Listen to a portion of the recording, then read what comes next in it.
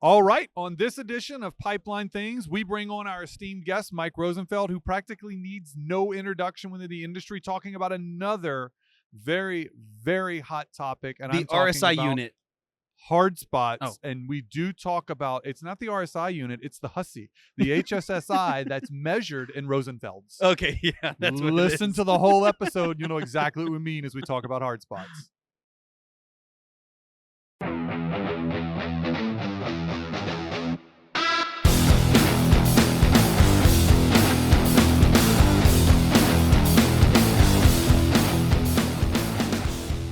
All right, welcome to our PPIM edition of Pipeline Things. We're here live at the conference, always a lot of energy, and we are going to be talking to another author, a co-author in the plenary session, who honestly was said needs no introduction. Mike Rosenfeld, talking about the present future of practical pipe body hard spot integrity management. Mike, welcome to the show. Thanks for joining us. Yeah, I'm excited. Are you? So I have to start with an apology. Are you still in mourning at the results of the college football championship? Have you managed to move on? Oh, absolutely, because we still beat Ohio State. So as you don't know, Mike is a devoted Michigan fan, so I didn't know. Go Blue. Who did you cheer for in the college football championship? Oh, were you torn? No. In fact, I didn't even watch it. I don't like either team. Hope they both lose. They're both evil. That's what we felt like too watching Yeah. it. I was like, how do I choose which of these two teams that I don't like to look at? So yeah. Well, maybe once Michigan figures out how to cheat again without getting caught, they'll be back in the they'll be back in the thick of it. Give them time. So obviously we didn't bring you on to talk about football, but we will talk about other things maybe we don't like in pipelines later on. But the starting point for this conversation is your presentation on hard spots that you did today, right? So hard spots for me, they're not new in the industry, but you've been doing some new work recently, right? Right. So PRCI organized a program, MAT 7-2, and we just finished the final report for that around July of last year. And I think one of the drivers for that was, well, first of all, there have been some recent hard spot failures. Yeah. So that elevates the attention and concern. But the last time anybody looked at hard spots was a INGA report published quite a while ago. It was 20 years ago. And it was gave a rather incomplete compilation of the data and the information, and I think there was a feeling that there's more. For sure. And so that was the genesis, obviously the failure combined with it felt like around that failure, and also the updated gas rule, which specifically alluded to hard spots as one of the threats that needed to be addressed. Felt like we saw this there was a lot of buzz in the industry around that time. Sure. And well, look, we know that particular levels of concern about particular integrity threats kind of come and go.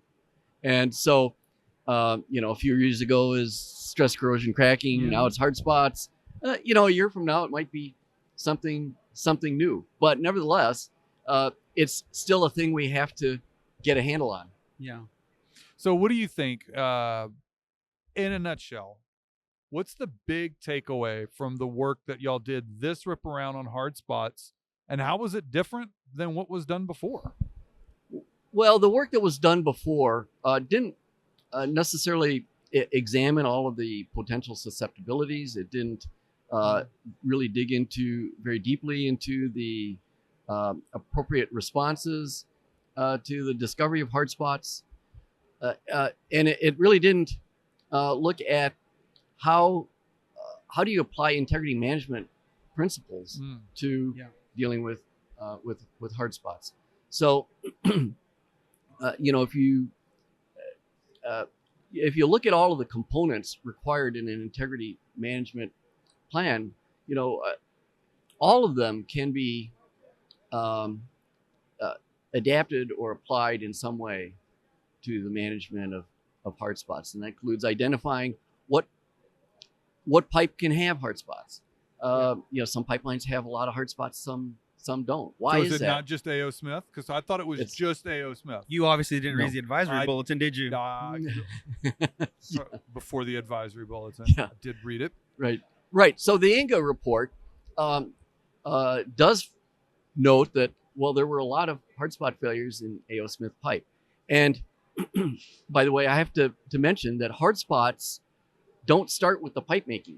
All right, they start with the plate making. And A.O. Smith bought plate from various sources, as did many other many other pipe manufacturers in that day as well as today. So we really have to look at what was going on in the plate mills that could cause this, and what are the physical attributes? What are the important physical attributes of the pipe? What are the important factors going on at the plate mill or the scalp mill that could lead to hard spots? And that gives us some insights into which pipelines may have some significant susceptibility to it, and where's the risk more moderate, and maybe where's the risk non-existent. So on the subject of susceptibility, because there were a few interesting points I think that came out of your paper that surprised me a bit. So again, I felt like A.O. Smith was the longtime bad boy, but y'all brought up Youngstown Sheet and Tube. Mm-hmm. And that really shocked me because I thought I associate Youngstown with low frequency ERW, which is not a single plate process, right? But feeding. Well, except for Youngstown. And first of all, A.O. Smith pipe had a lot of the occurrences because they practically owned the big pipe market until the mid 1950s or so. And most of the problems are in large diameter pipe made from discrete plate. Now the thing with Youngstown is that yes, they were doing an ERW process, but they were still making the pipe one joint at a time from discrete plate. That's why they're in the same bucket. All vintages of Youngstown pipe? Huh? All vintages of Youngstown pipe? That I can't really answer. But for sure, the earlier stuff or the later stuff? Certainly the later stuff. Okay. And during the period of time of interest here when high strengths were attained the old-fashioned way with lots of carbon and lots of manganese. Yeah. Because it's the combination of that composition with high cooling rates. Now, the other thing I got to say about manufacturers is that, yes, we had a lot of incidents with A.O. Smith pipe, but that's because there was way more A.O. Smith pipe than anybody else's. What we found in the study was that the pipe manufacturer that had the highest rate of occurrences on a per mile basis was Bethlehem. And that's really, so I love the way you're presenting this, because now you're breaking it down into like percentages of issues like per mile of line pipe produced, which is really fascinating. Yeah, and that is, there are no real good statistics on that. Yeah. We don't know how many miles of brand A or versus brand B were installed. That information was never compiled. All we can look at their capacities by tonnage, but that doesn't mean that doesn't translate to miles very well. But in the MAT 72 study, 5 of the major pipeline system operators involved in that project, they went back and provided data on how many miles of pipe, 16 inches in diameter and larger, made from through the 1950s and through the 1960s they had.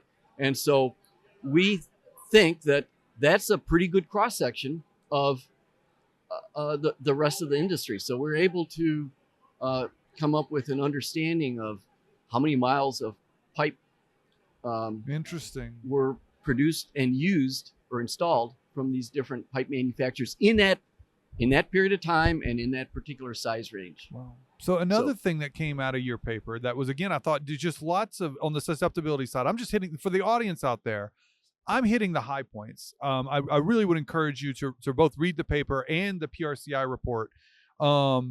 you pointed to gas lines having significantly more issues than liquid lines, and to me, Yeah. I'm like, why on earth would the internal product give two cares about the Right. hard spot? What's Right. driving that? Yeah, great question. The hard spot doesn't really care what's in the product or what the product is in the pipe. But the answer to this question is there really there are three parts to this answer. The first part has to do with the demographics of the pipeline systems. Hazardous liquid pipelines, if you look at the demographics of pipe diameters, there's a significant peak in their population demographics in the 8-inch to 12-inch size. Mm-hmm. What kind of pipe is that? That's ERW. Mm-hmm. And it turns out that the ERW pipe forming process doesn't tend to lend itself to hard spots because if, first of all, it's really hard to stop a 30-ton coil moving. Now, if you have a mill wreck or a cobble, then it's possible that you could get a hard spot right at one or two spots in there. Mm-hmm. If they're able to salvage the pipe quickly enough, then they can still coil it up hot enough for it to be self-annealing. So you don't get a lot of hard spots in ERW pipe, or at least that's what the experience with critical ERW spots or critical hard spots is, that we don't see many in terms of failures. It's much easier to stop a 5-ton or 10-ton individual plate. Yes. And that's when the hard spots occur. So hazardous liquid pipelines don't tend to have a lot of the susceptible pipe. Secondly, natural gas pipelines, the distribution of diameters is bimodal. So we've got a lot of 12-inch and 16-inch diameter pipe or smaller, but there's a big peak. In fact, the major peak mileage-wise is between 24 and 36-inch diameter. Well, those are the prime candidates for pipe made from discrete plate. So that's part of the answer. The second part of the answer is that you can have hazardous liquid pipelines designed to 72% of SMYS and Class 1 natural gas pipelines designed to operate at 72% of SMYS, but their hydraulic gradients are different. And a liquids pipeline will have much more drop-off hydraulically in that operating pressure than natural gas. So looking at the average pressure over the length of the pipeline segment, natural gas pipelines typically operate at about a 10% of SMYS or more higher stress level than hazardous liquid pipelines. And then the third part of the answer is the easiest, which is there's 50% more transmission pipelines than or natural gas than hazardous liquid. So you take all of these together and you wind up with not very many incidents in hazardous liquid pipelines. Doesn't mean you can't have them, but it's a lot less likely. It's a lot less likely to happen. Just right? overall. Now, if you have a hazardous liquid pipeline and you have pipe that is in that susceptible category, and there are some, well, then it's a threat you got to worry about. But just looking at it kind of blended over the whole industry, it looks a lot like a natural gas problem, but for specific reasons. Yeah. Want to briefly think about the integrity component of this. So I'll try to softball this one. So if you've heard any other podcasts, you might know the answer to this. But can I just have a baseline or a mill hydro test and be done with this?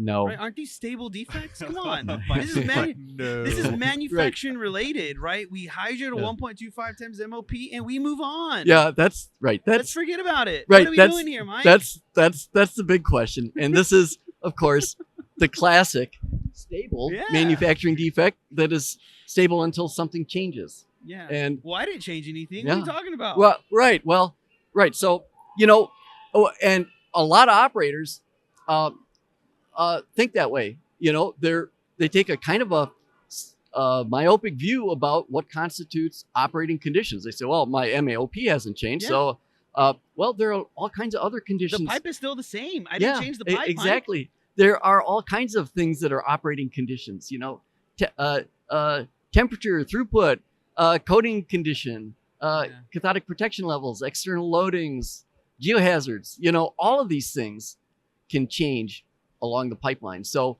there's more than just the MAOP. And the thing about the hydro test is that it doesn't mitigate against something that happens after the test.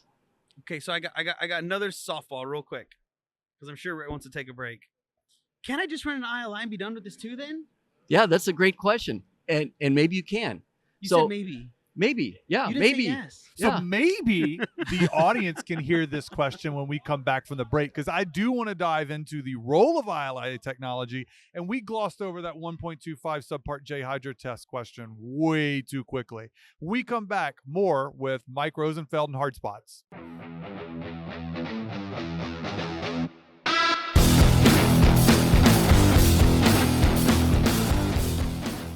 So we're back from the break, continuing our conversation on hard spots with Mike Rosenfeld here at PPIM series, and it was great. And I have no doubt that the rest of the show, you guys are both geared up to ask to talk. It's going to be great. Well, I actually am quite surprised, Rhett. Apparently, these are no longer stable, and I can't just hydro them and maybe an ILI work. So I'm just not sure where we're going with this Before anymore. we even get there, I just want to recap for the audience that we had great discussion around susceptibility. Lots of work, Mike, that y'all have done to further improve the susceptibility definition.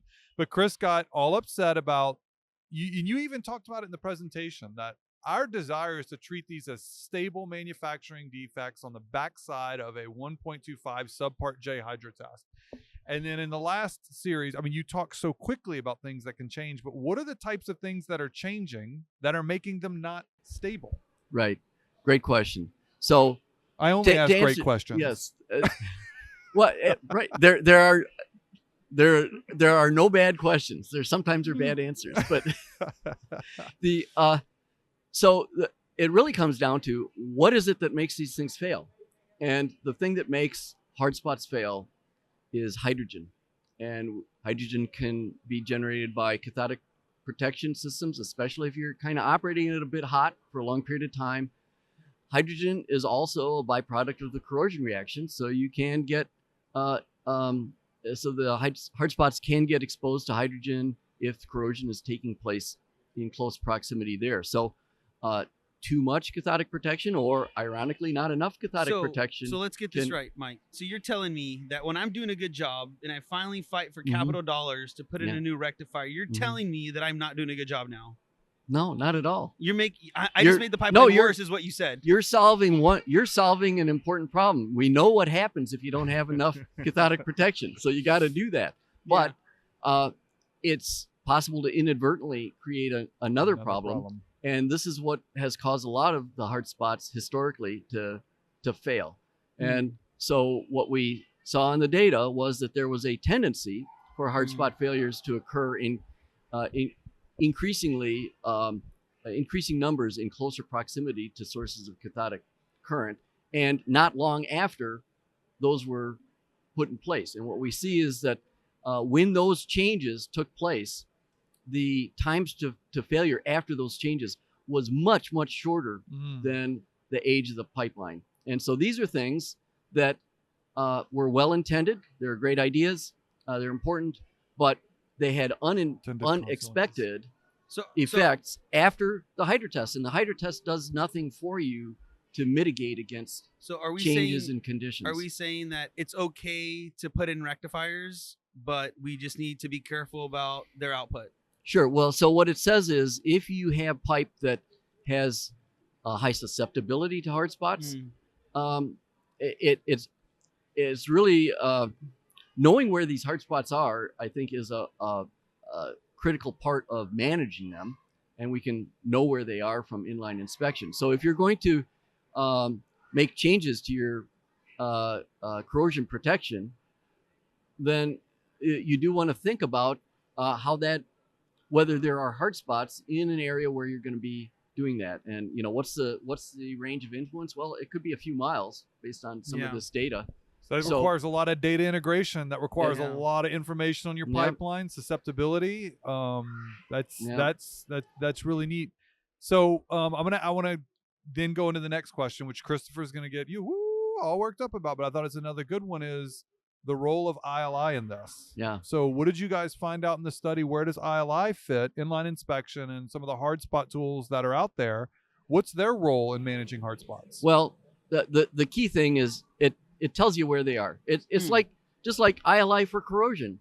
Hydrostatic testing does not tell you about corrosion that's not severe enough to fail in the test. Yeah. And but inline inspection can do that. Well, inline inspection can also do that with hard spots.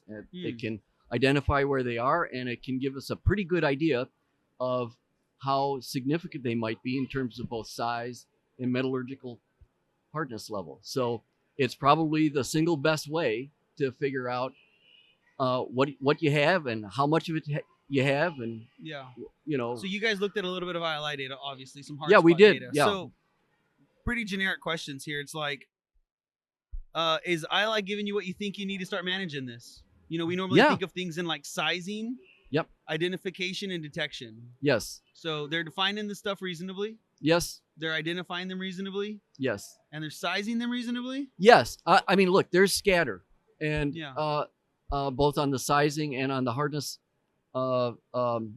levels that they're reporting.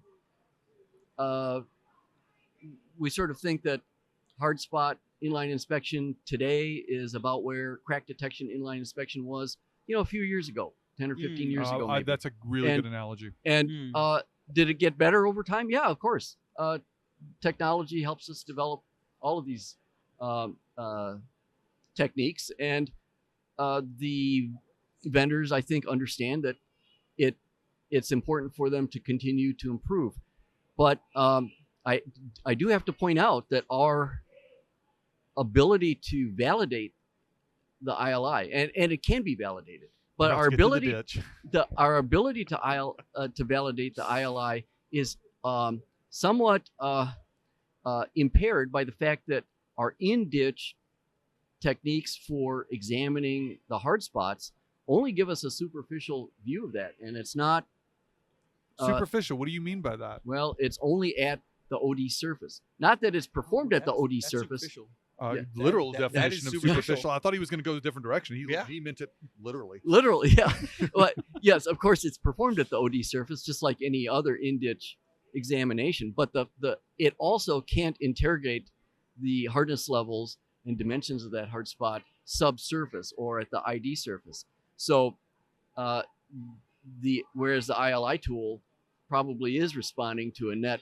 It's effect. like a bulk. It's like a bulk effect through the thickness of the material. And so the problem is the ILI tool may be indicating a large hard spot with some high hardness level, because that's what's biased toward. It's biased toward the inside, and that's truly the case. Whereas from the outside, we see maybe a much smaller hard spot with a lower hardness.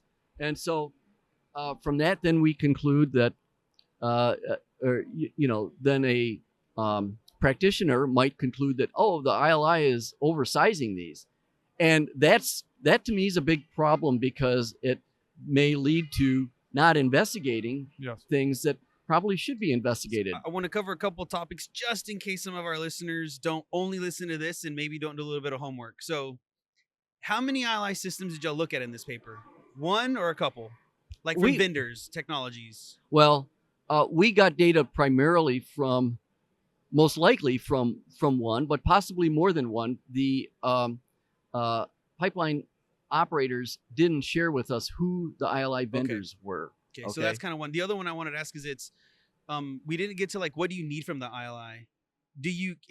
Is dimensions enough, the geometry of it, or do you need to know ID versus OD? Do you need to know the hardness value? Do you need like a Bernal calculation? I mean, a value presented? All good questions. Well, number one is location. Secondly, hardness level. Third, dimensions and positioning. I don't believe that right now the ILI systems are able to differentiate between inside and outside. It would be nice if that would be a great thing to shoot for, but I don't think they're able to do that right now. Agreed. So, but that's more than enough to be able to prioritize based on some severity metric. And you proposed one. Yes, Is there one? You proposed one in your paper. Let's think about this, right? That was another great point in your paper that I had seen. So So we have the cool little matrix, that was presented to us by Keith Lavis. right? About Basic rupture basic framework. rupture framework. I mean, come on, you've got to have something, right? How can somebody do a simple calculation to say this matters? Right. Yeah, because I don't want to do fracture mechanics. Yeah. Right. Yeah. Right. I don't either. That's too much work. and, And I don't want to do FEA either. yeah. So what really, can I do? You know, yeah. Well, so we can look at what are the factors associated with failures, and we see that it's a function of stress level, hard spot, overall dimensions, or especially length, and metallurgical hardness level. And so, well, why not just capitalize on all three and just Make a weighted function. yeah. Well, just multiply them together. And what did you call it? Hard spot severity index. HSI. The C. And it's HSSI because hard Oh, spot's 2 words. The hussy. Yeah. Yeah. So, you know, it's not a real it's not a real property. You know, you can't put units on it, but we just multiply percent Is S. it not an RSI? Huh? Is it not an RSI? Is that not the unit? That's a great idea. It's a Rosenfeld severity index. Yeah. It's in units of Rosenfelds. So we invented a new unit. Please put that in your paper somewhere. I don't know if you want your name attached to this No. forever. You got to think about this deeply. Yeah. No, I don't.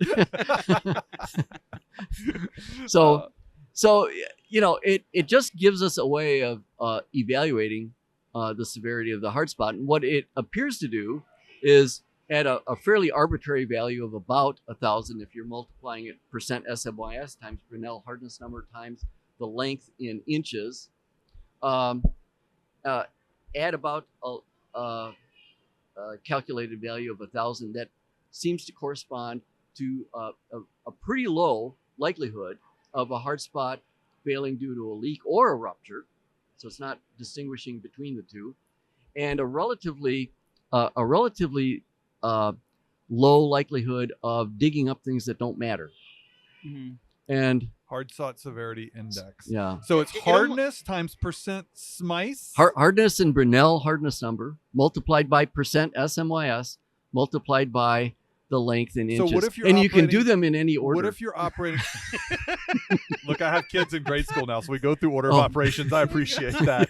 So percentage SMICE. So does it matter if it's an X42 operating at 60% SMICE versus an X70 operating at 60% SMICE? Well, they didn't probably have X70 in this time frame. So no, I assume they didn't. It was Oh, no. okay, so yeah, your No. vintage kind of controls This that paper question. also said I think primarily a lot of these were X52, right? So Yeah, a lot of them were X52 So we because could- well, look, that's what people were building 30-inch diameter pipelines out That's of true. in Yeah, that's true. 1955. And that was So- just, so you pointed to the ditch work. I really appreciated at the end of your paper. You gave Yeah. Mike's prioritized listing of where you Yeah. thought we needed to Yeah. do future research. And you Yeah. put in the ditch first, which is what I would have put too. There seems like there's a lot of opportunities there in the future for Yeah. where we So- take this. But You you know know, there is one thing I didn't think of to put on the list that I only just sort of thought of this morning, and that is to get a a working projector. yeah. Well, that would be a good one. Yeah. Full disclosure, Mike, when you're up there, Mike keeps hitting the back button or something. He must be doing this. And I thought you were totally at fault. No. Then I got up there after you and I'm like, it's happening to me. Yeah. And I was like, I was in there trying to like Yep. foolproof test it. I know. flipping It's it like, around. I was "Oh, wondering, it's did I totally hit something random." with my elbow? You know, because I am a real klutz, and I So do what do you stuff think like about? that. Sorry, I didn't mean to So- derail you. So anyway, the other thing I thought of as a potential research need here is that it would be good to better understand the rate process of hydrogen diffusion into the pipe wall as well as diffusion out, so that we can understand how quickly are these changes occurring after something happens, a step change, in the CP environment around the pipeline. I want to be more practical. I'm sorry. Yeah. We're going to go backwards a little bit. So we talked about It's okay. digs, right? So Yeah. I'm going to dig the pipeline, Mike. Yeah. And I can't find the hard spot. So I can just cover up and walk away now, right? Yeah, that's a problem. Anytime you run inline inspection, you can't find the thing. It's like, am I digging in the right county? You did say location was first. You did Yeah. say that, right? Yeah. But let's be real. Let's say I dig it up and we had this fancy IMU that had great Mhm. GPS locations, and I dig Don't drag IMU into this. a good I dig a good bell hole, 360 inspection. I don't see anything, Mike. Yeah, that's a real good question. Yeah, I can So- just cover it up because it's an ID Well- ID well, feature the- and move the- on. Well, the problem is it might still be a real feature that's present, and so But do I that's care right now? well, yeah, I think you Might if you should. blend it later on. That Yeah. brings up another issue. Yeah, it's possible. I mean, look, to so be I slap a perfectly composite on it for good measure. well, yeah, I'm not. Yeah, composite's probably okay. I'm more a You're making fan of. Mike stump here. I'm more of a fan of fully welded type B Yeah, steel Yeah. sleeves. got you. Just in case. So- Just in case the hydrogen diffusion goes through, we have another Yeah. problem. So yeah, you kind of gave us your rundown in the presentation. I would encourage those who weren't here, take a look. He did give his list of where he thinks future research needs to go. Mike, I got a rapid fire scenario for you. So since you are an OG, original gangster in the industry, Yep. like I'm not highly that recommend- old. Well, I mean, those guys were in the 50s. Look, you weren't on the Sage series, so we're kind of hesitant to call you a Sage, so we're going to call you an OG. Mike, I've Oh, told okay. you this before. You are revered in the pipeline industry. This Mm. is you may not feel that way because you have a bit of humility Well, about no. you, but What no, was- my wife keeps me, In check. pretty yeah, grounded. so does mine. I got you. Would you rather deal with hard spots or low frequency ERW?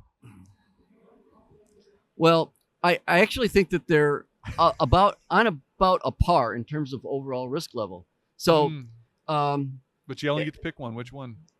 You have to manage one of them. You buying a consistently. Which one are pipeline you filled buying? with hard spots You're or a a pi- pipeline yeah. filled with low frequency ERW? Which I pipeline? think hard spots are a lot easier. Okay. Check. That's what I wanted. All right. Hard spots or dense?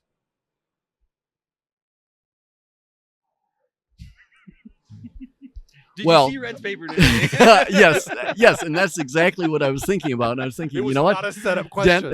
dense. Because you some did some great dense- work on dense back in the day Yeah, too. yeah, There's a yeah. I lot know. of you Well, developed. pretty much. Work has passed that by since then. But Maybe we should.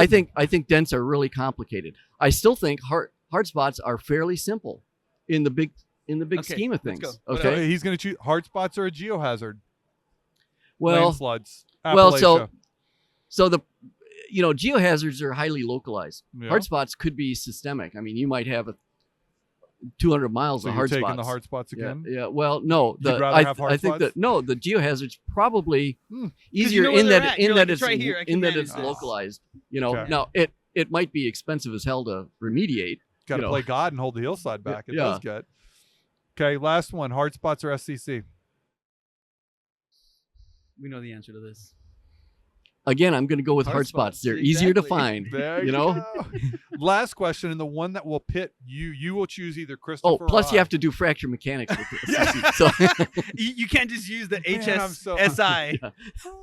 All right, this question will pit either you will choose Christopher or myself, and you don't know which one in advance. Apple or Google? Are you an iPhone or an Android user? no, I am not in the Apple eco culture or whatever. Oh. Are you still on a flip phone? Is that what you're saying? No, it means he sides with me, and he's He- not he a- went with the old he's not an Motorola iPhone Razr? fanboy. Yes, That's all you yes, need to know. I still have a Motorola. It's 5 years old and still Doesn't still matter. working. You're closer to me than you are to iPhone. You made me so happy today. No, the Oh, last man. question is this: would you come back? That's the real question. Have Yeah. we scared you off? Yeah, no, this is He said hilarious. no, he would not come back. Okay, He's gonna There come you back go. after Michigan wins the national title, or when they play U of H. Oh Do y'all play them in that like would- preseason no. games? No, that where would like be y'all need a scary. practice I team? no. I don't ever remember that happening. Let's Probably not won't. bring that up. All right, Mike. I want to say thank you for joining us. It's been a lot of Yeah, fun. thanks I for knew having it me. would be. I appreciate it. To our Very audience, entertaining. we hope you enjoyed this episode with Mike Rosenfeld as we covered hard spots. Hopefully, it's not the last time we see him here because he does great work in the industry. If you ever get a chance, say hi. Thanks for joining us, and we look forward to seeing you again.